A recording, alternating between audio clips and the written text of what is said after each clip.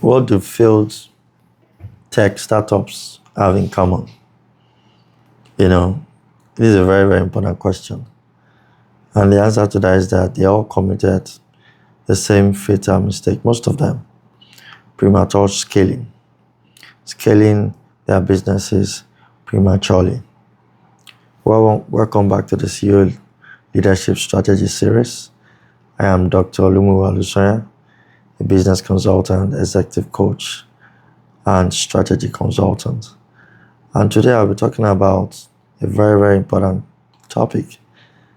And the title of the topic is The Secret to Scaling Your Business Successfully.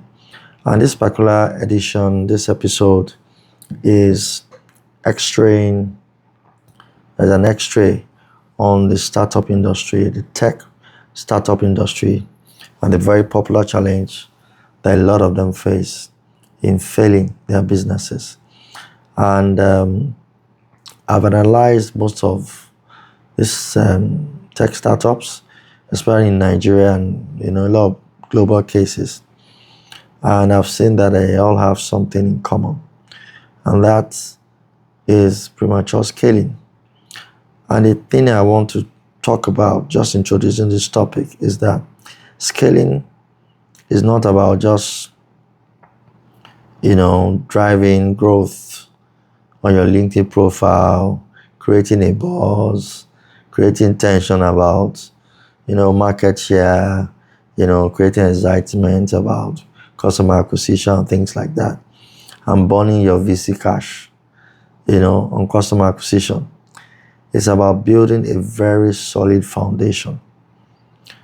So solid that the growth becomes inevitable. But what you see is that the foundation is not strong. A lot of startups are trying to scale on a foundation that is not strong, on a business that is not generating revenue. And that model has not been fixed, and they want to scale. And I think that's where the problem is. You wouldn't have 3 floors to a house that is built on toothpicks. You wouldn't do that, will you? Why are you trying to scale a business if the foundation is not strong? There's no structural integrity. There's no financial integrity. There is no strong cash flow, and you're trying to scale a business. By the end of this episode, you will know exactly how to spot a business that can scale, how to spot scaling readiness, and how to avoid catastrophic missteps and build a revenue that grows without crumbling. So stick around and let's dive into this subject together. We're going to be looking at it from 4 points. We'll do a deep dive into the key principles and the key areas of the discussion. Then we'll do 2 case studies, examples of businesses that have tried to scale. One should be positive, the other will be negative, but we'll learn from both case studies. Then I'll take 5 questions that have come up in my strategy engagement with clients and from a lot of business stories and cases I read. I'll take those 5 questions and I'll answer them with my own perspective, my own experience, and what I see fit to that question. Then we'll do a conclusion and a call to action for leaders and CEOs. So come with me and let's do a deep dive. So the first thing I'm going to be discussing about the secret to scaling your business successfully is what I call the scaling trinity. Just like God the Father, God the Son, God the Holy Ghost in Christianity. There's something I call the scaling trinity. These 3 things must be there if you want to ascertain that your business is ready for scaling. The first thing is repeatable systems. And that's your growth engine. Do you have systems you have built that are repeatable, that can continue to generate revenue? The second is profitability before velocity. Do you have a cash flow that is generating profits before you scale? Then the third is, do you have the right team? The human beings are the ones that are going to do the work, and they are the ones that are going to help you to scale. Do you have the right team? That's the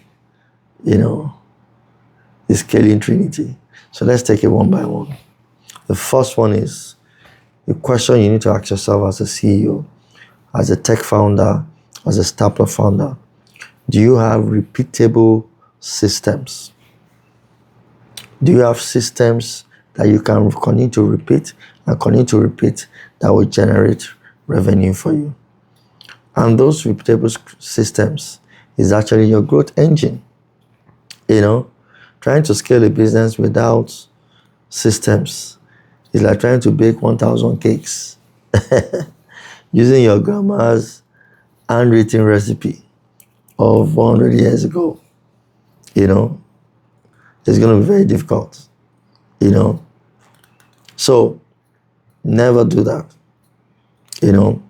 Research has shown that complexity is the silent killer of profitable growth. If your business model is not simple, then it's not repeatable. If it's so complex that even it's difficult for you to explain to somebody, then you are facing a very difficult growth. Your systems, your business model must be simple, repeatable, and you must contribute to generate income consistently from customers. So develop a business model that is simple, that works. You can acquire customers, you can service them, they are willing to pay, and you can get your revenue. That is a repeatable system that works. You also want to set up standardized processes for your activities. Make sure you have standard operating procedures that are followed by your team members, and you can continue to repeat and re-engineer and iterate where possible. So that you bring people in, you train them, there's a manual, they understand the business, and they apply the process, and the activities work, and they generate the desired outcomes, and everybody's productive. You must have a system that works, that you can continue to repeat. And that's, a repeatable system. The second is ensure that it's profitability before velocity. The brutal truth is that growth is not the same as scaling. Growth is not the same, is not equal to scale. You can have skyrocketing revenue. At the same time, you can be bleeding cash at the same time. So revenue does not equal profitability or growth. True scaling happens when your business, is designed in such a way that your unit economics work harder than your marketing team. So the process works. The model works. It works. It's not a broken system. And there's key things that I will use to explain it. Number one, what's your lifetime value of every customer? The ratio between the lifetime value of every customer and your customer acquisition costs should be at least 3-1. So let me explain that concept. What's lifetime value of a customer? The lifetime value of the customer is like an estimate of the total estimated amount that a customer is able to give you as a business throughout their lifetime with you while you're servicing them as a business.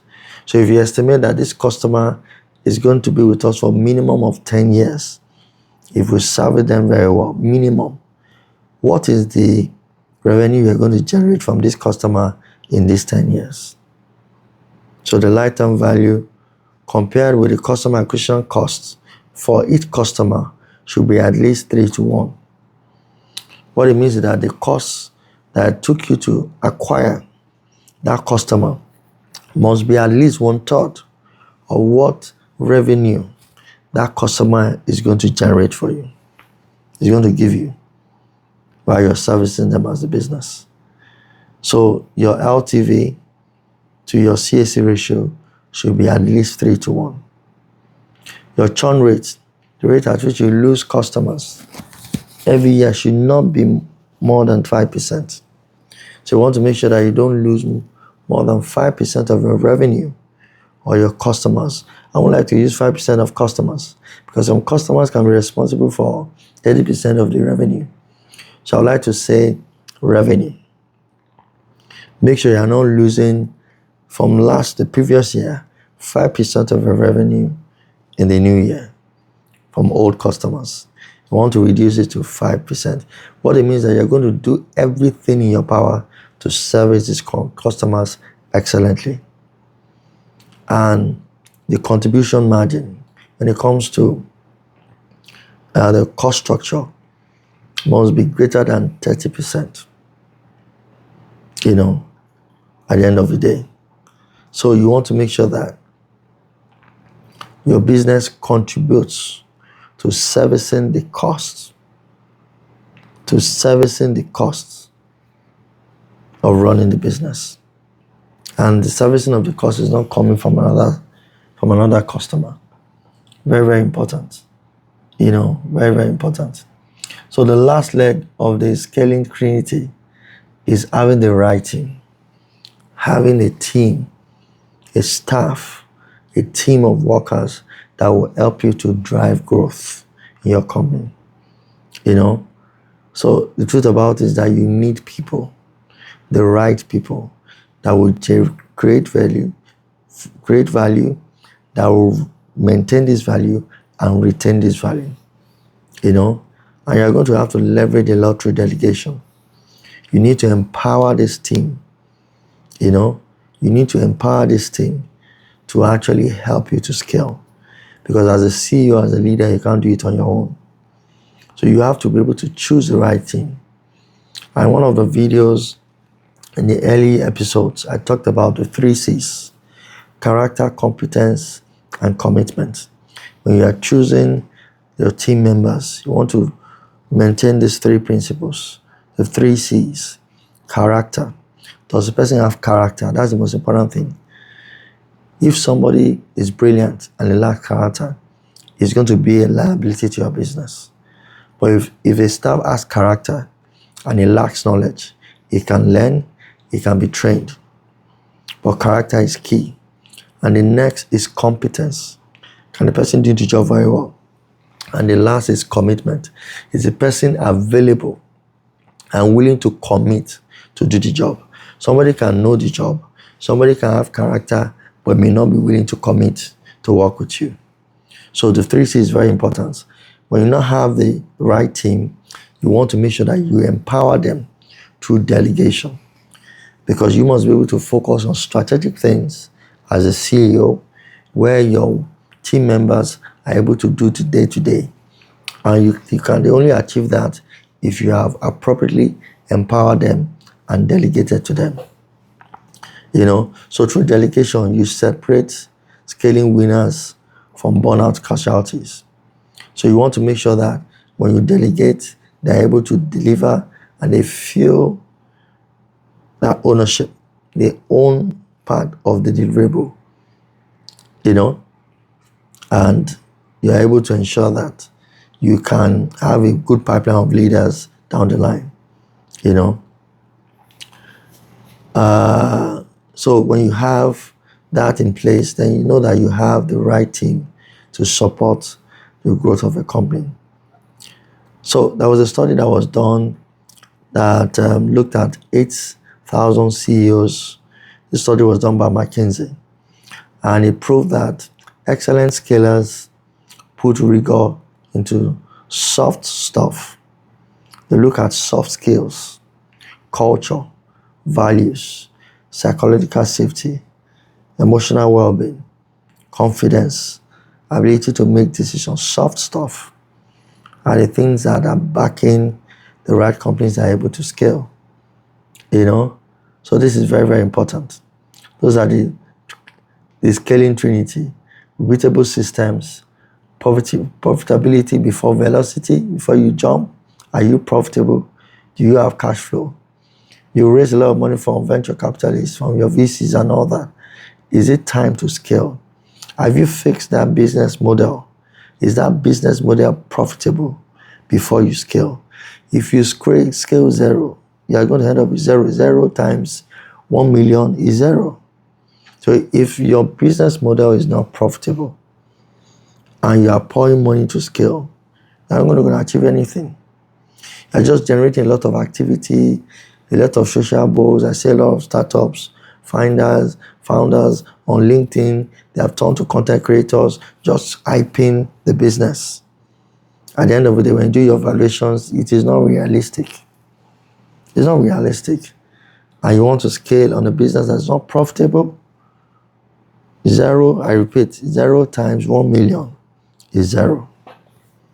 So if you throw a lot of cash at scaling and you are not profitable as a business model, it's going to amount to nothing at the end of the day. So that's it on the deep dive. So 2 case studies before we move to the question and answer segment. The first one is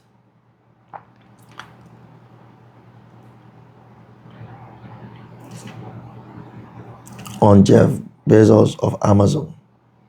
In 1994, Jeff Bezos started Amazon in his garage. He had books in his garage and he started a business selling books. And after a while, by 1996, while on this same business model, a lot of competitors flooded the online book market, while others burned cash on Super Bowl adverts and all that. But Amazon did something very radical. They scaled their systems, not the hype. And that's what I was talking about earlier. A lot of startups, tech founders get into a lot of hype. They hype the business beyond the profitability of the business. The business model is not working. They keep hyping it, thinking that they will be able to flip the business. Somebody that is ill-informed or that is buying based on emotional reasons comes along and buys the business. It doesn't work like that. So Amazon scaled their systems, not the hype. They fixed their systems and made sure that they tweaked it. They got the business model right. And they were very, very quiet on hype. So, and that's what happened. So as they continue to do that, in 1996 Christmas, their orders surged to 10x. Their orders from customers surged by a multiple of 10. And at that time, Jeff Bezos hadn't hired seasonal workers. So a lot of his employees slept in cars to pack boxes and deliveries so that they could meet up. And what did he do differently?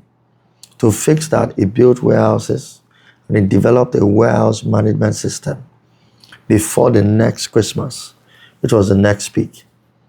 Secondly, he hired operations experts, not just marketers, because he was trying to get the system to work so that they could meet those orders and ensure that customer satisfaction and the experience of the customers were excellent. Then thirdly, he dominated books before moving to CDs. So he mastered the art of selling books and addressed all the pain points around selling of books before he moved to something more technical, CDs, a bit more complex, before he moved to CDs. When he mastered CDs, he moved to other products and they just started developing their systems until it became a master of a delivery system, So at the end of the day, they were able to achieve year-on-year growth of about 30%, and they were able to scale their business, So it's very, very important to learn from this story. They were not about the hype. They were not trying to impress people. They spent time building their system. They built warehouse systems, after the first crisis they had, when orders surged by 10x, they made sure that before the next Christmas, they built a warehouse system, hired operation experts, and made sure that they understood the cycle for books before they went into other products. And that was a very good way to scale. And you can see the focus on the human resource. It was not about the technology. It was not about the marketing. It was about understanding the system, the business model, and supporting it with an operational model that works before scaling. The second case study is about the premature collapse, of an irrigation company. There was a company in India called Drip Irrigation Systems. It was a very popular company in India, and they achieved a 75% annual growth in the year 2011. Then by 2013, their revenue had dropped by 40%, and the company collapsed. Just 2 years after, they achieved a growth of 73%, which seems like they were scaling, they were improving, they were growing. But within 2 years, they could not manage that growth, and the revenue dropped by 40%. And what was the challenge they faced? They scaled geographically before their unit economics worked. The cost of goods sold was higher than 60%. Cost of goods sold was higher than 60%. So their cost structure was very high. They entered new states in India without localizing supply chains, So they didn't get their supply chains right before they entered new states. Then thirdly, they hired 166 salespeople without onboarding systems. There was no proper system to onboard them, to train them. And they hired 160 salespeople. So at the end of the day, copycats ate their market. So there are a lot of businesses that come, that just copied them and flooded the market with the same business model, and it killed their growth. So you have to learn that growth that outpaces foundations is not scaling. If you are growing at a rate that is too much for the foundation of the business you have built, your business is going to fail. Scaling is controlled growth. Scaling is controlled growth. And you must be able to control that growth in the terrain that you're playing. You can't be emotional about scaling. There must be a model beneath it that works. You must be able to repeat it. It must be profitable before you scale. Even if your VCs, your investors have deep pockets, after a while they'll get tired, because they didn't come to invest in a charitable organization. They want a business that works and generates revenues and generate profits at the end of the day. And you must be able to guarantee them that. So those are the key things that we can learn from these case studies. Then we've come to the question and answer section. I'll answer 5 questions quickly. The first one is, how do I know if I am scaling prematurely? How do I know if I'm scaling prematurely? The first thing is that your profit margins will start to drop faster than your revenue growth. So when your profit margins start dropping faster than the rate that your revenue is growing, that means your margins are thinning. And you know that you might be scaling prematurely. Secondly, customer complaints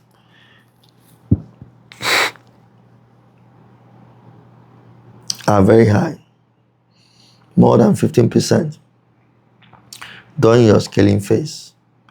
That shows that something is wrong somewhere. Number 3, if you have It takes more than 90 days for your new hires to get productive. I addressed this in the video, I did, as in episode 15, talking about, how to adopt technology. That the learning phase for any new tool, any AI tool, any technology should not be more than 90 days. Your staff must be able to pick it and apply it, within 90 days, So if it's taking your new hires more than 90 days to become productive on the job, something is wrong. When leadership is spending more than 60% of the time firefighting, troubleshooting, managing crisis, if more than 60% of the time of the leadership, executive management, is managing crisis, managing issues, then something is wrong. Then do your vibe check. What the Gen Zs will call a vibe check. Check with the team. Check with the humans that are doing the job. Are they burning out? It will be visible. You call for a meeting, everybody switched off their camera. They're not interested. They're tired. They're not interested in the meeting. I have a policy. When I call for a video meeting, your cameras must be on. Because once people don't engage visually, physically in a meeting, even with the use of virtual tools, their mind is not in the meeting most of the time. They are probably trying to multitask, they are distracted, or they're just tired. And you see it in their commitment. So if we're going to have a virtual meeting, I have a policy. I want to have eye interaction. I want us to be able to see eye to eye and talk. And I'll be able to gauge the commitment of people in that meeting, with their cameras on. As long as there's no technological issue, put your camera on. That's the essence of the technology. So that we can have, some engaging discussions. So the second question, what is the first system to hardwire before scaling? What area should I address first before scaling? And, customer onboarding, very important. You want to standardize your credibility. You want to build your credibility before you scale. It's very important that you build your credibility before you try to scale your business. Number one, you want to make sure that, you review your business processes, your standard operating procedures. You make sure that your customers, are well treated. You have a well laid down procedure for fulfilling all your promises. Very, very important. Want to make sure you are able to fulfill all your promises and you're able to, deliver on the promise you made to the clients. Very, very important. Number 3, how do I protect culture during a period of hyper growth? You want to make sure that you prioritize values. When you're trying to promote people, values are very important. Your culture is very, very important. Don't allow people to tamper with your culture in your organization. Try and reform them. If they are not, compliant, show them the way out. Then have culture ambassadors, people you can call culture carriers, people that will epitomize the values, your core values, and, project this thing every day, So you want to make sure that those people are in charge of hiring and they're also your strategic leaders. They want to do a monthly autopsy. Just review the system, check their culture, do it monthly, do a culture audit monthly and see how your team members are faring. The fourth question says, should I take growth capital to scale faster? If you have access to capital, should I take it to scale faster? So my answer to this is you should only take growth capital to scale if you can answer or confirm one of these three things. Is your customer acquisition cost payback less than 12 months? The cost that you use to acquire the customers, are you able to pay it back within 12 months? If you can pay it back within 12 months, then take the growth capital, or investment. That means there will be return on investment on that money that you're using to scale within 12 months. Then you can take it. Then the second question I'd like to ask you, if you want to take a growth capital, is, have you scaled successfully in a small niche or a small micro market before you go to a bigger market? Let's say you are in Nigeria. Have you scaled in Lagos successfully? Have you scaled in Port Harcourt successfully? Have you scaled in Abuja successfully before you take on the entire nation, before you go to English West Africa? Have you scaled in Lagos first? Have you scaled in Abuja? Have you scaled in Port Harcourt, the three major business hubs in Nigeria, before you want to go national and want to go West Africa? Very, very important. And three, are your investors, are they bringing operational expertise beyond just bringing cash? If your VCs, your investors are coming with some knowledge, some operational expertise beyond just giving you money, it will also add value to your operations and to your leadership as a CEO. And the fifth question is, how do I balance standardization versus localization? How do I balance standardization versus localization? The way I look at it is that you have to focus on things. 80% of the things you want to standardize should be around finance and quality control. You cannot joke with that. Your finance must be solid. Your finance processes must be thorough. And your equity control, your quality control must be solid. Then spend 20% of your resources on pricing, outreach, marketing, and all that. But your finance must be tight. Your quality control for your product, for your service, must be very, very tight. And that's how to focus on standardization, versus localization. How to prioritize, the things to focus on. So that's the end of the question and answer session. So as we conclude, I just want to take us through again that scaling successfully is not about being the fastest. It's about being the most intentional. And you have to remember that building systems that work is more important than hustling. Number two, profitability is more important than just throwing about vanity metrics. We signed this customer today, we signed this customer tomorrow. Does that really translate to profitability? Is the business really profitable? Then what are the culture carriers? Carriers in the business. Who are the culture ambassadors in the business?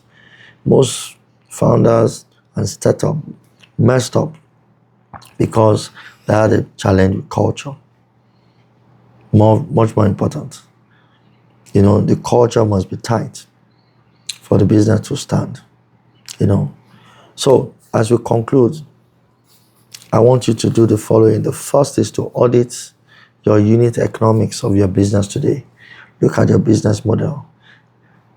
Is the system simple enough? And is it profitable?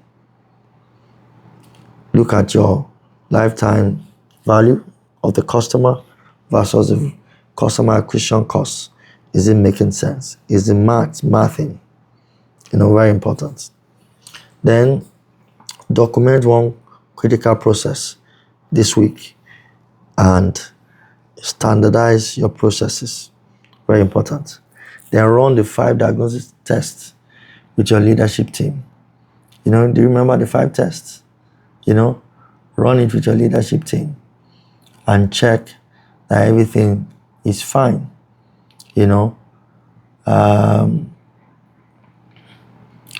So if you're going to take anything away from this topic, is that at times sustainable scaling feels very boring because it is thorough. No heroics, no drama, just predictable, profitable growth. So if your growth is not profitable, it is very, very dangerous for you to attempt to scale with capital because you're going to burn your VC cash. At the end of the day, your investors are going to regret doing business with you. Even if they can afford to lose the business, lose the capital, because it's a risk. The capital they invested in your business. But think about it, it's going to become much more difficult down the line for them to consider another startup. So let's be careful and ensure that we scale sustainably. And as we round up today, I want to leave this with you. That growth, is very key. But at the same time, it is better to grow sustainably than just to grow for heroics and to please people for the hype, for the valuation. Very, very important. Please comment growth in the comment section. If this video resonated with you, please like, share, subscribe, and please click on the CEO Leadership Strategy series to watch other episodes in the series that have come up earlier. And let's discuss. I'd like to receive your suggestions. If you'd like to reach out to us for strategy consulting, please send a mail to me in the email on the profile page. I look forward to seeing you in the next video. Have a nice one. Thanks for watching. I appreciate you. Bye.